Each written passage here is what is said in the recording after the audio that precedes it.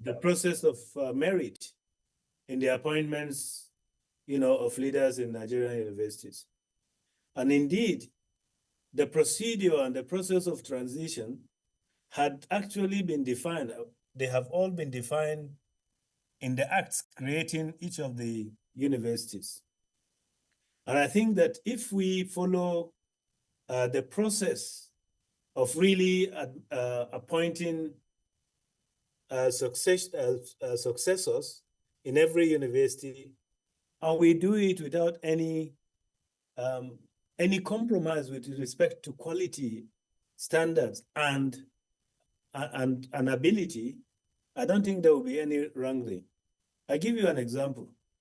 The process of appointing a vice chancellor has a number of stages, and it takes some time. It is not something that you can do within a week, 2, 3, or 4.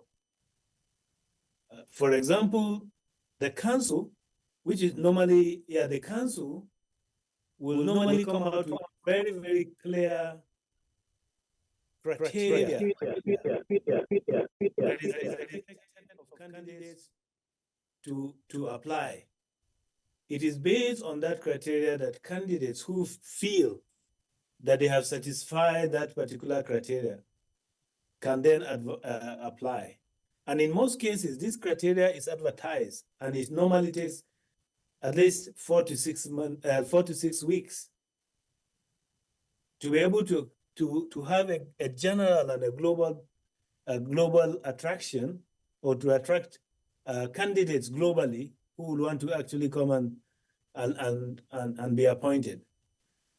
And therefore, and in most cases, the joint council committee after that will call this after shortlisting and looking at the CVs and documents that applicants will have sent. It is from their documents, that they actually sieve and identify those that are qualified to be called for interview. And during the interview, they look at all the various aspects that they want with respect to vision, with respect to mission, with respect to quality. I mean, the quality standard, with the aim of actually picking the best candidate among all that have actually applied. And I think that what happens normally when there's wrangling is if there is any perception that there is maybe a section of the appointment team seem to probably have a preference on one particular candidate over the other. And I think if there's that objectiveness in terms of looking at all the candidates, I think that the rumbling that happens within Nigerian university system in terms of transition will stop.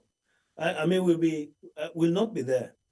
But of course, because of the interest, especially some of the interest that Honorable Fulata actually mentioned, it gets into the whole context. But I think the fear that we have in Nigerian university system is that, the kind of leadership, if you think about it, will we take politics into awarding certificates and degrees? No. Of course, we live within the society, the political society and the general society. But in terms of awarding our degrees, we want to make sure that those that have gone through the process are qualified and have demonstrated that they have the capacity to earn their own degrees. And of course, with respect to character. So that's one thing that we need to really bear in mind. And therefore, the process that exists within the university should also mirror the process of selecting leaders within that particular system. Otherwise, if we bring a lot of politics into the process of appointing leaders in universities, particularly, vice chancellors and principal officers, it will dovetail in probably having the kind of corruption that is over there down the stream, to the extent that perhaps if care is not taken, that people will decide to be political in terms of awarding degrees to students who are deserving, and so that's, I think that is one thing that we need to really, focus on. And I think that another thing that I just want to say is that, for me, I think that the best leadership, that the university leadership actually has an example that we need to emulate. Right from the head of department, you find that staff within the department will want to be heads of department. They apply. One of them can be appointed, and after a particular tenure, he goes back and someone else takes over. And even in the university, even as a vice chancellor, at the end of the tenure of the vice chancellor, you go back to the classroom, and I think that is actually very, very instructive in terms of looking at the kind of a robust leadership structure that we have in Nigeria in universities generally. Okay.